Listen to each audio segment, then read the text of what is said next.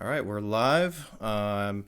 So I'm Dunky, and I'm gonna go over a match that I played in the Summoner Wars League. This was what season 10, right? Yeah. I'm joined by Orange Lazarus. So we've never done this before. Yeah, thank you for joining me here. Yeah, this should be interesting. I'm glad we could make this work. Yeah, I think it'll be cool to see two perspectives of the same game, and I just think it'll be interesting to hear your thoughts versus mine in the same game. Definitely. Cool. So you were playing Cloaks. I was playing Savanna Elves. What do you think of this matchup? Have you played Cloaks a lot? Like I know they're still kind of new to me. Are they still new to you, or do you have like a game plan?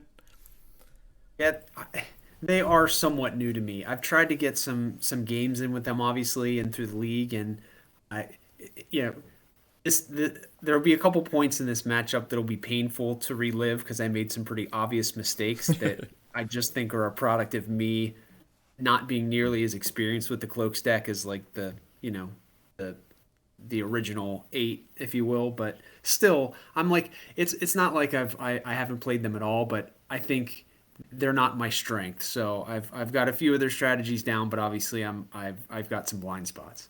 I'm the same way. Yeah. So let me get it started here. Okay, I get the starting move, and I tend to play this one like pretty defensive as Savannah Elves. In the few times that I played this matchup, and I've done pretty well going defensive. Uh, and I feel like once Vlox gets close, it's kind of hard to deal with. So like I'm just trying to like beef up my defenses as fast as possible here. I think I built a couple magic like the thing that I did that was a hard decision at the beginning. I built I discarded an entangling, which I normally don't do, but like I feel like if you just get like a really solid defense against Cloaks, it's like you'll be in a decent position. So like I was just like I'm just gonna go big magic, get a gate as fast as possible, basically. Yeah. And man, if I had known you had discarded an entangling on the first turn, it would have saved me like hours of stress on the back end of this game, as we'll get into. But yeah, and hey, I've played against your Savannah Elves, and I think I've said it before. You know, you're good. You know what to do, and you know that you can force the game to come to you because you can Mm. just beef up lionesses and start cultivating a monster hand. And so I knew after this move, I'm like, I have to be deliberate about making forward progress. Now, my opening hand was Bandit, Gate, Motor Boots, Gunner, and Out of Shadows. And so luckily I had the gate. So really my whole thing on this first turn is how can I start positioning Vlox in a place where I can get a gate, you know, further up the field to actually, put some decent pressure on, but not be completely exposed to. I mean, you built quite a bit of magic, already. I could see that Hmm. I could see that going on. So I'm like, I got to get up there and but still keep myself safe. That makes sense. Yeah, it's like yeah, I feel like if Vlox gets up there with a gate, it's like that's kind of the way to play him. It seems like. Yeah. So Hold on a let's. sec. Okay. I just got to turn off my sound effects because I'm walking through the game on my screen so I can keep an eye on my hand, but I don't want to double up the sound effects here. Sure. Go ahead. Okay, I'll play your move here.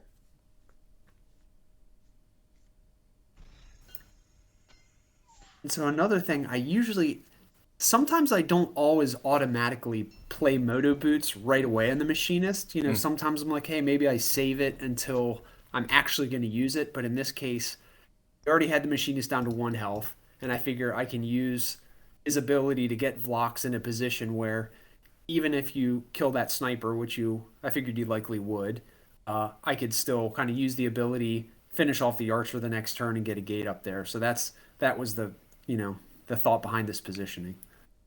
Yeah, that seems to be a pretty good tactic with the machinist to get the moto boots on in the back. I really like that strategy a lot. And yeah, actually you positioned yourself pretty well here. It was yeah, I guess I like that line formation. It's hard to deal with. It is well documented. You like that line Yeah, formation, so yeah.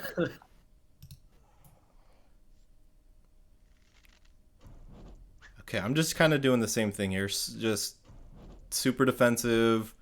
Uh, I built a couple more magic there, and yeah, I'm just kind of. I drew a gate now, which is what I was really just hoping to do because I feel like once I get a gate down, it really helps my defenses a lot. yeah. I like how you said built a little more magic. It's like you have 8 magic on Yeah. your second turn. That's like, again, as an opponent where you've already got, a lioness that's got some boost on it. You've got 8. You could have any number of things. So again, I'm like, Mm, I'm glad I have this gate, but I gotta start putting something together because who knows what I could be walking into is what I'm thinking. that's true. You have no idea what I could have here possibly. Yeah. Okay, I'll play And your. I Go.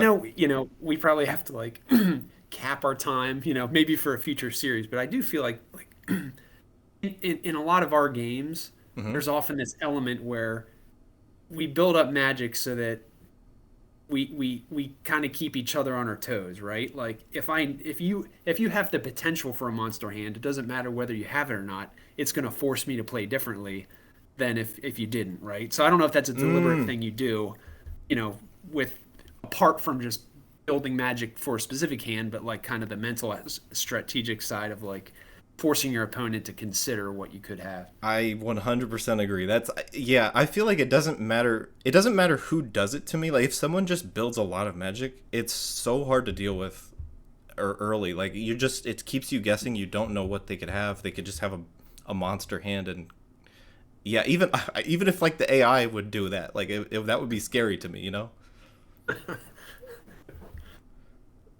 So let's see what you did here.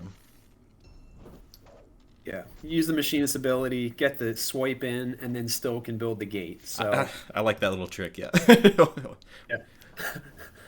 So, and then at this point, I didn't move up one more. I put the gate here Mm. because, if I put it up one more, then it's obvious you can just wedge someone in there and there's not much I can do.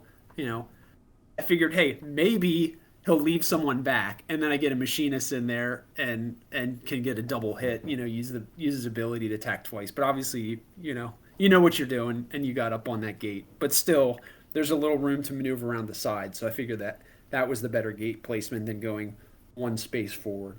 If that makes sense. Yeah, that makes sense to me. I like that placement. That makes sense. Um, Let me see what I did here. Yeah, now I'm just kind of now that I got the gate, I'm just gonna now I can play a little more aggressive, and I guess you're kind of forcing me to because you got the gate on the board, so I have to. Yeah, I do kind of have to prevent you from pushing too hard here. Yeah. So here's my first yeah. Here's the first just mistake where yeah we can play it forward, but I'm Uh, thinking okay. I've got the machinist ability. I drew another gate. So in my hand, I've got Sin, Gunner, Dagger, a gate, and Shadows. So I'm thinking, okay, I've got Dagger relatively early. If I can get another gate up, that gives me a lot of options to get an out of Shadows with a Dagger if I can make some things happen. So let me see if I can get blocks up the side of the board, get another gate up there, but still somewhat protect.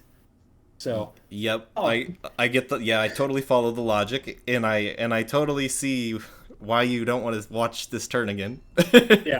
I was like, Because oh, here, I'll use the gunner and I'll pull Vlox back and I attack my gate. Of course, I went 3 for 3 and I couldn't move Vlox back. And I just sat there just ashamed, in the finals here, completely misplaying the turn. So instead, I attacked with the other gunner and then had to move my other gunner up. So now what I was going to have before would be I thought Vlock's back and then shift the other gunner right in front of Vlock so they're both protected by that gate. So if you come down that path, I can kind of hit you with Vlock's or with the machinist ability with moto boots, and instead now both gunners are vulnerable and Vlox is sitting behind that gate, and I'm thinking this.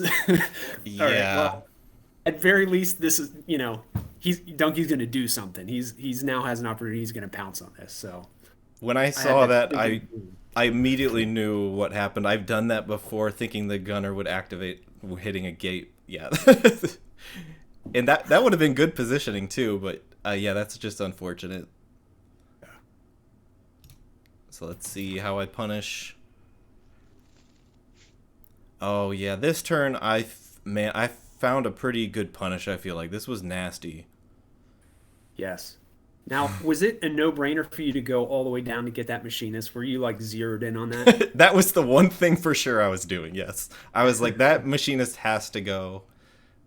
He's yeah, I feel like he's just too important, and I might as well take the chance to take him out.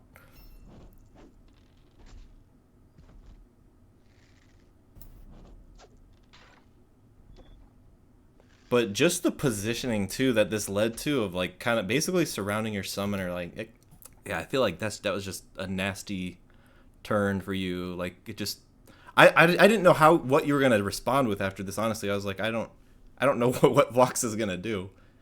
Yeah. So after this, what's going through my head is, okay, now I'm in trouble because I mean, not only do I not have many places to summon from because you block them all, but your advantage here is now pretty strong. Like you've got a ton of units on the board.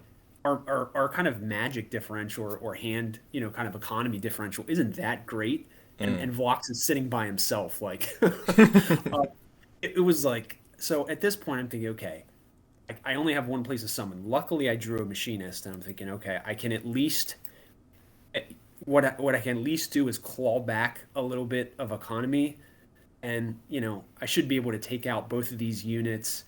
That should gain me a summoning space, and it wouldn't be super easy for you to get the lioness. I mean, you get the rhino back there, but the lioness can't reach me. I was like, okay, at least I can get the machinist, try and wipe out the mage and the archer, and have a little breathing room for the next turn.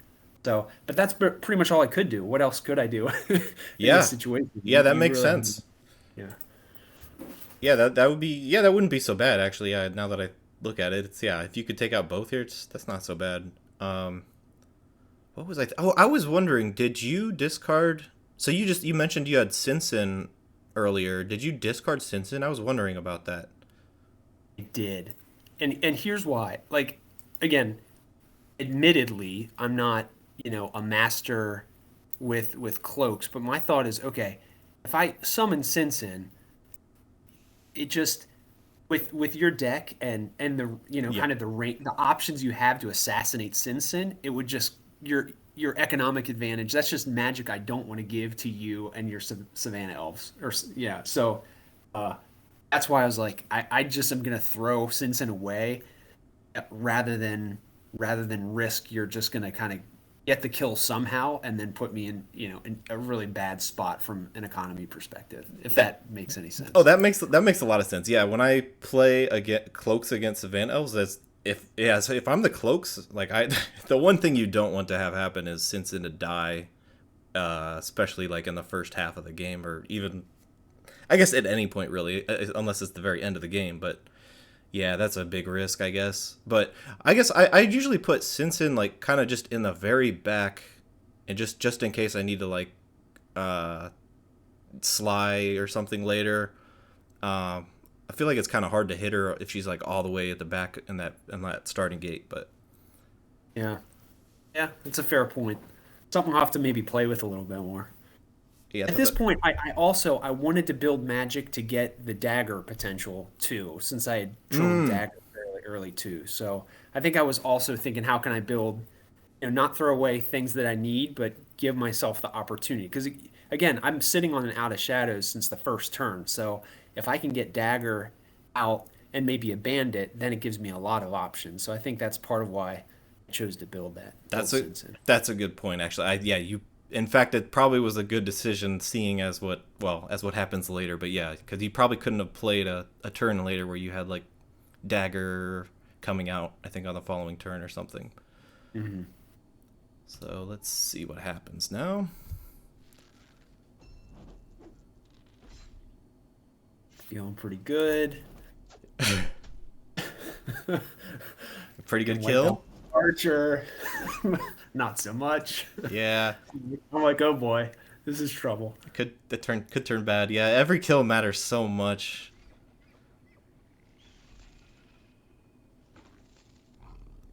Yeah, I was Yeah. pretty happy I drew a gate because man, I feel like if I didn't have a gate there, it was kind of hard to deal with. It was still kind of hard to deal with that gate that you have over there. Right. And again, not only did you put now 3 wounds on Vlox with that archer that I failed to kill, but now I have even less places to summon. Yeah. So it's pretty brutal at this point. Fortunately, like I said, I had saved that Out of Shadows and that Bandit and that Dagger, and that's the thing that just saved me in a big way from having like just a full retreat. But even where am I going to retreat in this turn? Right into a lioness and a rhino. So uh, yeah, fortunately I had the cards to at least you know bring out my MVP of the match, as you put it, Dagger here. To, Yes. Dagger did so much in this match. We're about to see the power of Dagger. very fortunate 5 for 5. Yeah, that was a nice maneuver. Killing that lioness was very important. Yeah, but interestingly, I'm like, so at this point, I could have kept Vlox where the bandit is and Mm. still taken out that archer there. But I'm thinking, okay, if I could get surrounded, and even though like you'd only have 2 places to attack me, I could get surrounded, and there'd still be a bandit back there, and as long as Dagger didn't leave, I should be able to get out. But I'm thinking, maybe it's better for me to just pull Vox back closer to the back where I could retreat a little bit more. And so I pulled him back there, but really made me pay, almost cost me the game, given what you had in your hand. So tell me a little bit about how you approached this turn or what you were thinking. Yeah, that's interesting. That I wasn't sure where you were gonna put Vlox. Like I do remember thinking like, well, where is he gonna end up putting Vlox? Like I guess if you had left the bandit or yeah left the bandit there and Vlox on the other side, I guess I probably would have went after Dagger. But I do like that you put Vlox there because I feel like if Vlox and Dagger are close, you're giving me a hard decision to make because like I have to choose one target, and if I choose the wrong one here, I could end up losing the game. Um, I guess I feel like it's good when you make your opponent have to make those hard decisions like that when you put like two Mhm. high value targets kind of close to each other. But Right. Well, and obviously I didn't know at the time, but the next turn I didn't draw another bandit. So if you would have surrounded Vlox and then killed that bandit, I would have had no way out. I would have just been oh, stuck, I and gotcha. that would have been a mess. Yeah, I end up uh seeing it, an opening on Vlox here. I'm just gonna go double chant of power. We're putting all the dice on Vlox for the win here potentially. Yeah. I like had this slight feeling about the first Chant of Power, but I was like, I don't think he can get me. Then that second one my stomach sank. When you saw the second one come up, Yes. yeah. And then my stomach sank when it missed. But Yeah. you Yeah, know, for sure. well, going into that, actually, when I went into that turn, like I knew it wasn't. I didn't think it was that unreasonable to miss. Like I thought there was a decent chance it would miss anyway because I don't know if it was like I was trying to calculate it maybe somewhere in like the 60% chance of killing or something. So Hmm. Vlock surviving wasn't that unexpected, I guess. Yeah. Yeah. So yeah, you after this, I'm like, okay. Honestly, when you missed that, the first thing my mind went to was last season at Svara, 0 out of 3, and I'm like, okay. When I missed Dunky, he made me pay because he took advantage of that situation because I had kind of overextended my resources to get that final shot with Svara on you were bender or breakers, right? So Yes, I I remember was like, this. but you just shut down every option. You had a lead at that point, and I couldn't bring it back. So I'm like, okay. I was like, I need to figure out a way that I can take advantage of this. And so here I'm like, I could either go backwards with Vlox, Mm-hmm. but you've got those rhinos, and going backwards, I don't know that that necessarily helps me if I go backwards because a rhino might be able to get to me. Now I could still probably pull. I could have pulled Vlox back. I have another gate, which you'll see, and maybe get a unit next to me. But then the other thing going through my mind is if I do that, even if I live, you only need one, inevitabilityness damage to like kill Vlox. So if Vlox is way in the back, that could be a problem for me if I Right. can't get a shot on one of your units. So I'm like, I got to figure out a way to do a lot of damage, and you'll see I'm gonna park Vlox behind my one gate and put another gate beside him, thinking at least I'm like in the action and I'm not gonna die through inevitability, so or lack of attack. I loved what you did this turn. I mean, yeah, double backstabs on the rhinos to kill both of them, and then I love the positioning of Lox in that spot. Keep like yeah, like keeping him active and safe kind of at the same time. Just having like an active position. Yeah, that was nice. Yeah. Uh, and yeah, and I guess I felt like at this point, like yeah, since I spent so many resources going for Vlox that you could now really capitalize on me kind of feeling like I'm maybe overextended now, down on resources. So you could definitely push back pretty well. If I guess as long as you stay active, yeah, you could totally capitalize on this.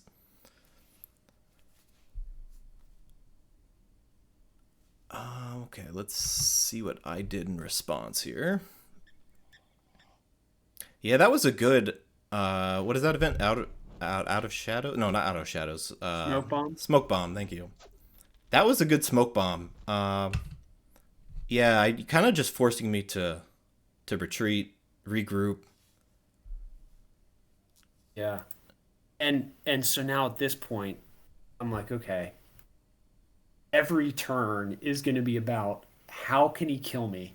Because uh again, I think at this point you had a chant of growth that you hadn't played and you hadn't played an entangling. And I'm like, okay, uh uh every turn I'm going to be thinking about like how Yeah. could you possibly like get in there and hurt me. So I was really worried about what you might be able to do to like take out that gate and then get that archer up to shoot Vlox from the side if you were able to blow up that gate.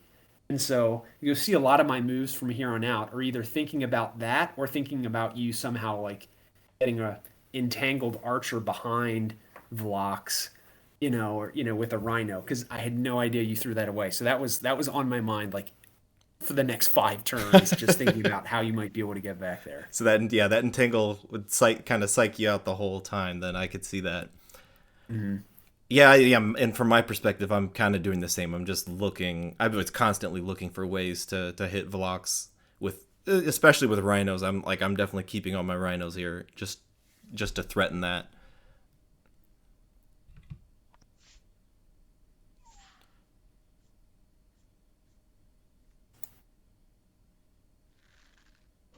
Yeah, Yeah, so this keeping Velox nice the and reason I safe. double yeah, and the reason I double stack that sniper again is I'm thinking, okay, you could entangle like you could do an entangle and maybe like a rhino tramples the sniper and like I just somehow you take out that other gate if Oh, you 5 for 5 with Abua and then get like so I was like I have to double stack against that gate because anytime an archer is in that spot where I'm about to smoke bomb that one sniper, you might be able to shoot across. Now, little did I know you didn't have it, but still, it's just like you might have wondered why I kept like double stacking against that gate is because I was constantly worried you'd find a way to shoot through, kill the sniper in the gate, and then have that archer finish the job. So I didn't even know that. Yeah, that makes a lot of sense looking back. Yeah, I knew that like I could. I was thinking that I could like use that idea of entangling. That I was just gonna like threaten that I have it. Even I don't know if even that was intentional, but like I felt like I felt like that would give me some like leniency. Like I could probably play a little more unsafe just because of that threat, even though I don't have it. Yeah. So I'm really curious here if you remember, because the other thing I'm thinking through is, okay, I know you're getting down there on cards left. Like you don't have much left, and I'm thinking, is he gonna play? Like in my head, I'm thinking, you're probably thinking about how to manage the hand. Yeah. You'd probably keep around the commons and get rid of your champs. But again, my mind was in if you had entangle. But if you didn't, maybe that's kind of what changed your calculus to say, hey, I'll keep the champ instead of the other. So yeah, can you like tell me like what how are Yeah. you kind of thinking through that hand management side? That's a good point, actually. If I had Entangle, that would have totally changed my thought process here. Yeah, maybe I would have even just gone all commons from this point. But yeah, I guess this turn is where I started really thinking about hand management again and like my discards. Um, I guess I was thinking. Really, my main strategy at this point was just I was going to use a. Eventually, I was going to use a Rhino and a Spirit Mage and Chant of Growth. I was trying to use all three of those in one turn to like surprise, put like 5 boosts on a Rhino or something, and get your summoner. I was hoping some point I could do that. So then I guess I thought I did think that the archer that I have in my hand is not is kind of useless because I feel like if I could just discard that archer, I could play Makenda instead because Makenda's just like a better version of that archer. Mm-hmm. Yeah. Yeah, if I mean, but I did know that I had a feeling that I would need every card in my hand to beat you, but I just knew that like you weren't gonna let me get enough kills to do it though. And you did a really good job, especially with like the smoke bomb that you just did. Like you did a good job of not letting me get a lot of magic here each turn. So that actually forced me to I think discard the archer this turn or next turn, and I didn't I really didn't want to do that. But you were making it too difficult for me not to do that. Yeah.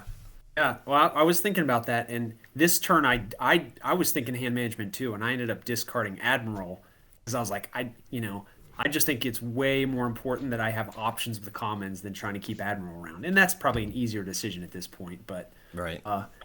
here's where again you attack the gate. Now, I guess you didn't have too many other options, given that I had smoke bomb on that sniper. But I'm thinking, all right, he's getting ready. He's weakening that gate so he can somehow get in there Yep. and with entangle. So and that Rhino with all that, he I think you had a growth still, and I'm like, man, he's setting himself up to put a chant of growth on, like boost that Rhino and just you know do something that I'm not gonna like. So I'm thinking I was like, I want to put a stop to that Rhino getting in my business because I think you only had one left. So, or maybe I can't remember. So I think I was like, Mm. let's see if I can get Dagger next to that Rhino and just again crowd up there, just start taking away some options. So I think that's what I did this turn is just kind of crowd and get Crowd. Dagger on Yeah. that Rhino. Let's see that because I feel like this was the turning point. Like this turn was so good that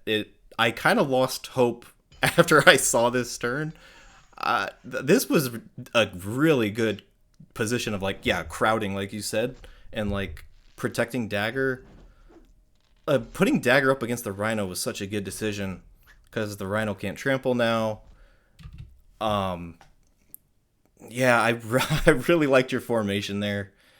Um, I was thinking, what was I thinking here? Yeah, I was kind of feeling a little bit more hopeless after this. Like how am I going to take out Dagger now? Dagger's just actually, you know what the problem was? I was expecting to get a couple more magic off of kills here, but with Dagger there, I couldn't really do it easily without spending more resources. So yeah, that was just a crushing turn. I felt like. Yeah. When I was thinking about that, because I was like, okay, you've got that Rhino. If I don't stop you from trampling, you're just gonna trample all over my units. And I'm thinking there's another Rhino. I was thinking pretty with a good trample turn with two Rhinos, you could probably take out like a bunch of my commons and now have be sitting on a ton of magic to get back in the game. So, the trade-off I felt I had to make is I put the moto boots on that bandit, which, Yes. isn't a great use of that in the broader scheme of strategy, but rather than a machinist, but just to get Dagger there, I felt it was worth it. And it sounds like it paid off. I didn't know at this point that like demoralized you. I'm just thinking at least it helps me survive, for another kind of little bit here. That's an important point. That's what I wanted to say was that you put the moto boots on the bandit in order to do this, and like normally a moto boots on a bandit's pretty unusual, but in this case, like the reward was so high that it really paid off. I was not expecting a moto boot on a bandit, and I guess that would be the only way to make this turn even happen. So like yeah, normally you'd see like moto boot on. I was expecting a moto boot on a machinist at some point, and I was gonna take some extra damage, but this was pretty nasty too. I was counting on that rhino trampling a lot more and counting on getting some more kills, but yeah, you put a stop to that. Yeah. And there wasn't a way for you to kill the dagger, even if you had entangle. I felt like so. I was like, yeah, it's worth doing because at least I can still get dagger out of there. Yeah. So there's that last rhino. Yeah, I didn't. Yeah, you kind of forced it out of me. I didn't want to put it out there. I wanted to keep it a surprise, of course. But I just had to. I am putting my summoner at a risk here as well. I remember this is leaving him open into Out of Shadows, but I thought like you might be scared of me having an entangle again. So I thought, yeah, I maybe I'm okay to take a risk. I kind of I have to here at this point. Yeah. And I had the out of shadows at this point. I was thinking about it, but maybe in a similar vein, because I thought there were some ways I could get some damage on Abua this turn, but again, it would have left open, I think, the opportunity for you to kill Vlox. Again, me thinking with these events you had left. Hmm. So I was like, kind of the same way. I was like, if I keep it, I really want to make good use of this out of shadows, and just keeping it for a few more turns will prevent you from doing some of the things you might be able to do if you knew I didn't have it. Because Abu with 9 health is still that's formidable. That's 5 dice True. rolling around with 9 health. So if I don't have out of shadows, you can get a lot more, aggressive with Abua. So I'm thinking here, if I can kill the rhinos, then I don't have like there's a lot of stress I don't have to deal with about you kind of getting after uh Vlox anymore. I can breathe a little easier. So we'll see That's true. here. My turn was about just trying to kill these rhinos, but still I moved Vlox way to the back. Fortunately, that's one of the upsides of boosting that bandit, or moto booting that bandit. So and it goes back, and I think, okay, Vlox is back there because even with the 5 boost Rhino, you can't get me. Yeah, Uh, moto booting that bandit gave you. I guess it opened up the door to a lot of like movement for putting blocks in any position you wanted. That's kind of neat. but I missed this. So at this point, I Yeah, thought I lost the game. You know missing why? because missing Because the. I thought you had a Spirit Mage and Entangle, and you could have, with with an entangled Spirit Mage, uh, go up and walk up and kill Vlock. So I thought I lost because I didn't kill that other Rhino with the backstab with Dagger and the Bandit. Those 7 dice failed to kill, and I was like, oh, it's. I was like, Oh, it's over. now wait. How now could a spirit mage do that? I'm trying to think of how that would work. Because if you get in front of your 8 health gate and you summon it with 1 boost, then Yeah. you move 2 more boost over, and you entangle with that Rhino. Now you have five move. 5 spaces you can move. Oh, So you can move right. Five spaces gets you right in front of blocks to take. A 3 melee. I mean 3 range to block. So that hadn't even crossed my mind. That's that's really interesting though. Yeah. yeah. Well, yeah. I mean, yeah. Missing the kill on the rhino was unfortunate. I imagine that was a heartbreaker. I'm sure. Um, that yeah, but you positioned your summoner nicely because I was ready to put 5 boosts on the Rhino. I could here with the Spirit Mage. So yeah, so my Rhino could move 7 spaces, but he still can't reach your summoner. So that was that was nice positioning. Right. But yeah, I imagine that Rhino surviving was not in the plan, right? Well, I thought what might have happened was maybe the other Rhino Yeah. might have survived, and because three ranged, but I thought the 7 melee would kill the other Rhino, but no, Yep. it turned out not to matter because you didn't have the entangle. 'Cause you played the Spirit Mage. Did you play it next turn or no? You didn't. Not this So turn. Nope. all right. Yeah, actually, I feel like every turn now is just razor thin margins. Like, um, me missing this kill on the bandit just now, that was really huge too, because now I felt like I had a Rhino then that could always threaten assassination again. Uh, but yeah, now leaving my Rhino a little more exposed to your bandit now, that killed my hopes again. Yeah, I feel like there's the margins in this game were so razor thin. It was just like so close at this point. Yeah, you're right. And I got excited. I was like, wow, the bandit didn't die. That I made my second just horrendous move and didn't use heist like on this Oh, next turn. So you killed that gate, and I was like, okay, I want to back up, get Vlox in a position where if you bring up that beefy lioness, I can use machinist and like just make sure I can kill it, which I do, but I didn't use heist. And like and so you just walked up and blew away the bandit where I could have got an extra magic and got the bandit out of there, but I didn't use oh, heist. I was kicking myself like what am I doing? And I didn't even think of it. Someone at level 3 CPU like messaged me like, "Hey, do you think about heist there?" I was like, "Oh, I'm an idiot." that's On kind the of phone. funny because I didn't that didn't cross my mind at all. Wow, I that's kind of a shock to me. I didn't think about that at all. Well, the thing is, I think I so I I don't think I've ever used heist in a game. I don't know. I guess I don't play cloaks like that, so I just forget about that ability. I just think about a bandit is ganging up and a swap, like a position swap with Dagger.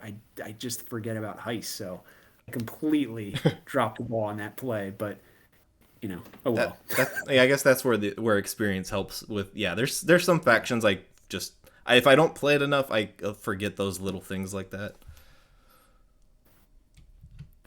Yeah, this turn. Well, yeah, I'm just hoping to get some kills. I guess it's pretty straightforward. Um, I guess I was trying to get enough to summon both units next turn, and I did. So I was pretty fortunate to have enough magic now for the rest of my units.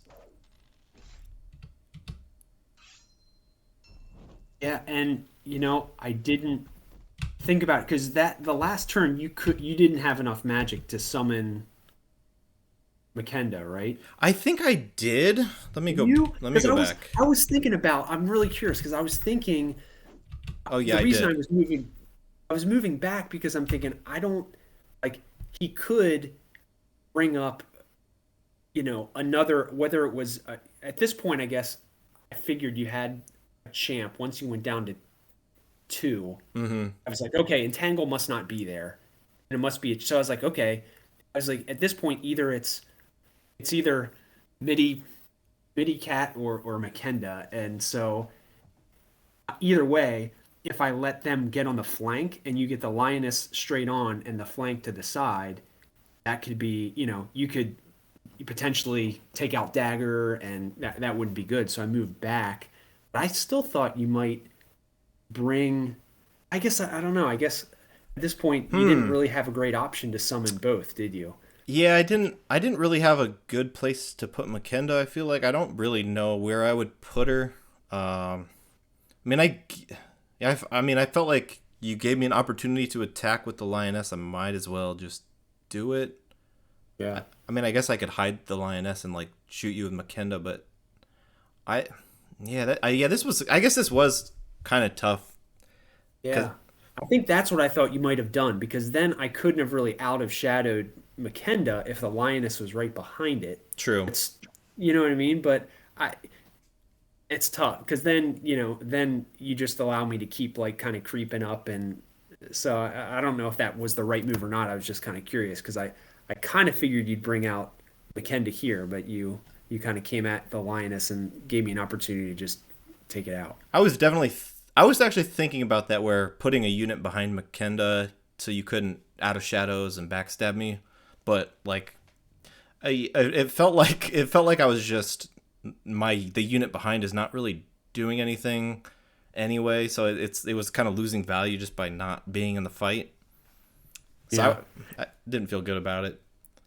And I didn't think about it at the time, but ironically, leaving the bandit there kind of forced you to keep Abua over there to clean it up True. and not get him closer sooner, which might have helped me a tad. That's a But good point. Yeah, that keeps Abua out of the fight. Yeah. Well, yeah. I guess the other thing would be, um, with the bandit there. Like maybe if I don't address that bandit, yeah, maybe you can do some sort of like out of shadows on my summon or something. Yeah, it does force me to address it. Mhm. Yeah. Again, here I'm like, okay, champ's coming, and I'd saved my out of shadows. So again, you do it. You know what you're doing. You did a good job of putting Makenda moving up one space, so I couldn't just get a machinist there to do even more damage.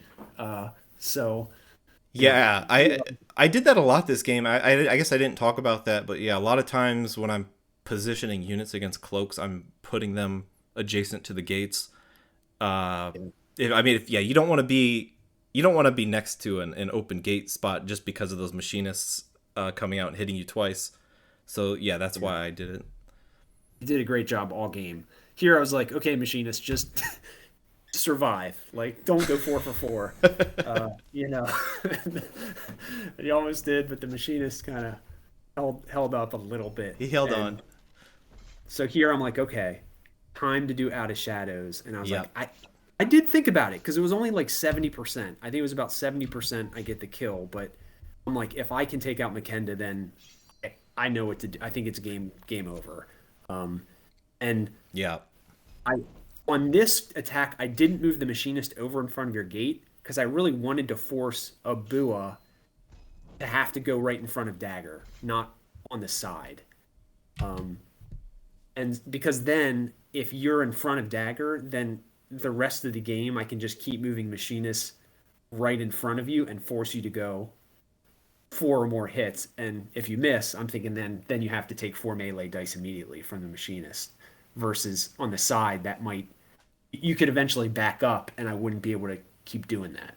If that makes sense. That makes sense. Yeah. At this point, did you feel good about it? Because I guess from my perspective, I still had some hope here. Just like if Abua one shots everything, he still Yeah. has a pretty good chance, right? No, I that was definitely on my mind. Like this is not a done deal at this point because you could come over, you could one shot Dagger, and you could one shot that bandit with that spirit mage, and then I'm every time I move a machinist up, if you keep I think it was what's like 4 for 5, like 40 some percent. I mean, it's Yeah. not, but it's not out of reason that you couldn't start just one shotting everything. So I definitely didn't think it was over, but at least I felt if I could get you in front of Dagger, if you just miss once on a machinist, I feel like Yeah. it was that would seal it. So because nine Agreed. health, that's still a lot of damage I got to figure out how to do. That's formidable. Yeah. Yeah. I think you missed. Yeah, I was like, oh, good. That bandit. Oh, I like what you did here. I think you copied Vlock's. You copied the bandit's ability of gang up. I guess yes. this one doesn't cross my mind a lot to use the gang up to boost Vlox's attack. I was like, I have to. I was like, how can I give myself the maximum chance of that mage not surviving while still, like allowing myself to like somewhat move up. Like I felt like I kind of had to get Vlox starting to move up. Because again, if you one shot at everything and Vlox wasn't there to like get a rebuttal, that might end the game. But still, it's a little scary because if I failed to kill that mage, then game over. So Yeah, that's true. Yeah, that's true. I saw that too. I was a little surprised you went for it just in that point. I'm sure it's less than 1% that he survives, but still, it's scary to do that. Yeah.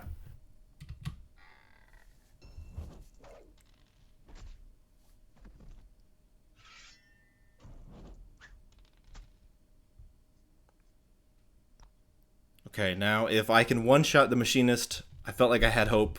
Didn't happen. That I mean, that kind of sealed it to me. Yeah. Now, my last card was a machinist.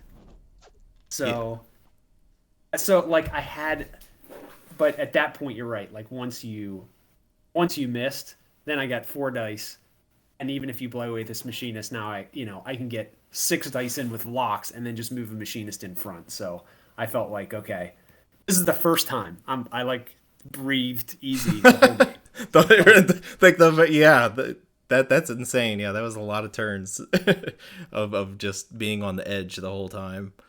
Uh, Yeah. actually, I did not expect this. I didn't expect Vlox to come up. That was actually really smart positioning to put him in position to copy the machinist the next turn and like double attack Abua. I that didn't even cross my mind. Yeah. That's why I kind of did that little risk on bringing him up to attack the mage because I wanted to get this position. And even if, Ah, because again, I was like, I think it was less likely I miss the mage than you one-shotting stuff. So I was like, if I can get Vlox there, even if he one-shots, I still have a shot, I think. that's pretty smart actually. Wow.